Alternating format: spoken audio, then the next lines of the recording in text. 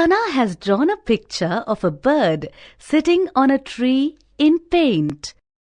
Her teacher wants her to make a copy of the tree and then resize it.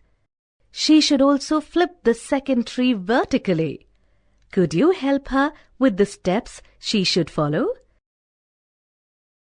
To copy the drawing, first select the drawing. Then, in the clipboard group, click on Copy. Now, in the clipboard group, click on Paste. There you are. A copy of the selected part will be placed in the top left corner of the drawing area. Notice that the object is still selected. Click and move it to the required position. Can you answer this question before we go further? Which option will you use as a keyboard shortcut for copy? Click the correct option. Yes, that's correct. Now, to resize the drawing, click on Home. Then, click on Select and drag the pointer to mark out the figure.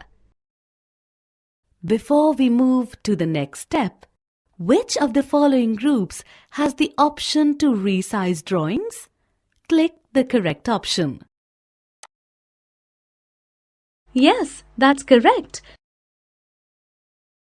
So, in the image group, click on Resize.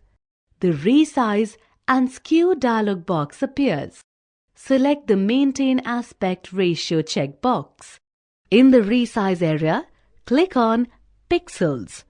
Then type a new width in the horizontal box and a new height in the vertical box. Click on the OK button. Finally, to flip the drawing vertically, select the drawing again. Click on Home. In the image group, click on the drop-down arrow of the Rotate option. Select the flip direction, which is vertical here. Oops! The tree and the bird are now upside down. Quick! Select vertical again to get them back upright. Good work! Before we close, can you answer this question? State if the given statement is true or false.